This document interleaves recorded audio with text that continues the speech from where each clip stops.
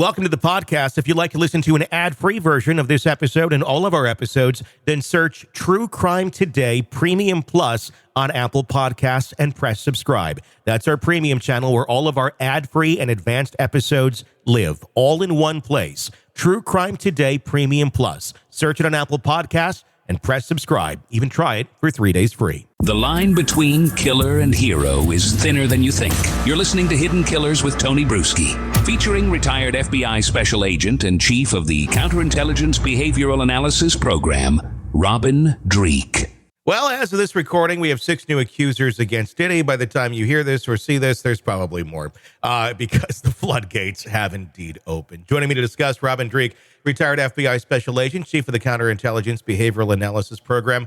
Let's talk about this. The floodgates are open. We have 6 new accusers that have been thoroughly vetted that we can tell from Tony Busby, the attorney that's bringing these. He's also threatening to bring 120 more cases. This is a big thing right now. There's a lot of people. There's volume going against Diddy. And, obviously there's a call, believe the accusers, believe the victims. And I do believe in that, but we have to make sure that the victims are also telling the truth and they're not just making something up to kind of get on this bandwagon, because inevitably there's going to be a lot of people trying to do this. What are some of the things you would say, as a behavioralist, as we look at these people that are bringing these suits, to kind of recognize, does this follow the pattern of Diddy? Does this not? How do we tell what's likely legit and what's not? Ultimately, a jury's going to decide that. But I mean, I could see a lot of things getting mixed in here that maybe don't have a lot of elements to truth to them. Yeah, the first thing you're going to do is they're going to be just looking for congruency of stories. And so what's going to happen is, Diddy has a pattern, a life arc of his behavior, which becomes very predictable. Everyone's life arc becomes predictable. And likewise, accusers' stories are also going to have a predictable pattern as well of claims, timelines, events, things that happen, specific details. And so as an investigator, you interview people independently without knowledge, each other having knowledge of each other's stories, corroborate them. Because, you are going to have people that are going to try to jump on that bandwagon and make all these accusations or inflate or exaggerate. And so to weed those out from the legitimate ones is just going to be that. It's just going to be, is this following a pattern of behavior that is congruent with all the other accusers? And especially going to find one that's going to be the most credible. It's going to be credibility from their background, credibility from the story, credibility from evidence being able to provide. And so that one spark of super credible accuser will then set the pattern by which you're going to measure others by. Let me ask you about that, because trying to find the pattern, trying to find, some congruency here, this is not where there's just one case out there. This is not where these cases are sealed and we don't know the details of them.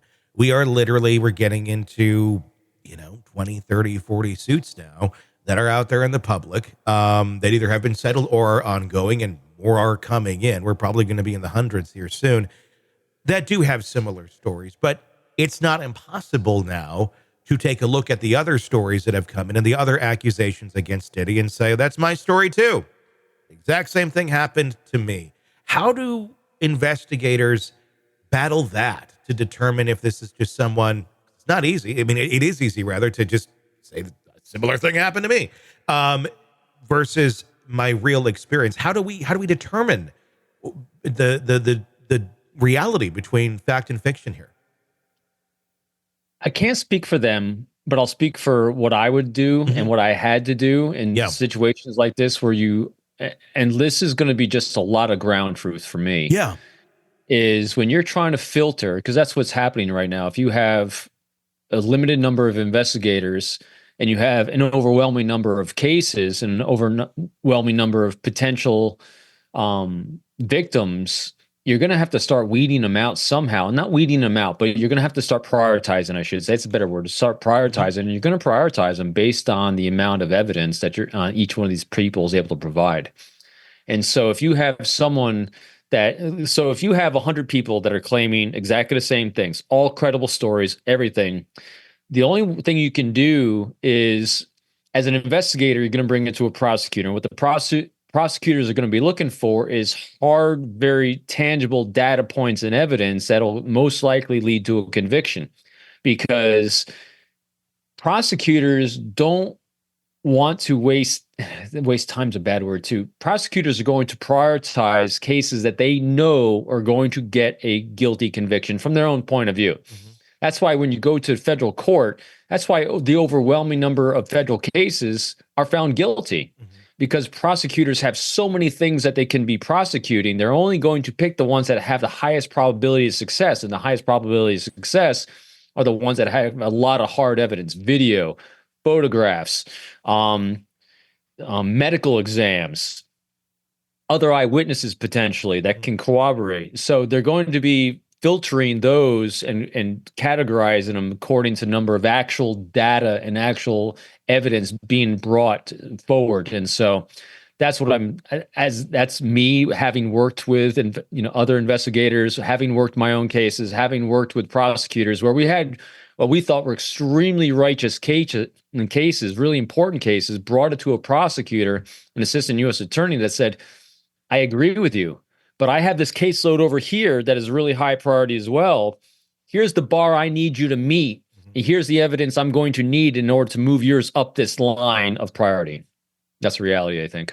Welcome to the podcast. If you'd like to listen to an ad-free version of this episode and all of our episodes, then search True Crime Today Premium Plus on Apple Podcasts and press subscribe. That's our premium channel where all of our ad-free and advanced episodes live, all in one place. True Crime Today Premium Plus. Search it on Apple Podcasts and press subscribe. Even try it for 3 days free. All right, true crime addicts, let's cut the crap. You're knee-deep in the gory details of your favorite podcast when suddenly a commercial hits like a bad meal. Seriously? You deserve better. Upgrade to True Crime Today Premium Plus on Apple Podcasts, where you can binge without those annoying ads. Plus, get extended interviews that go deeper into the darkness and early access to episodes so you can be the first to know. It's like trading up from fast food to fine dining, but with more blood. So, go ahead. Search for True Crime Today Premium Plus on Apple Podcasts. Subscribe and feast on the good stuff.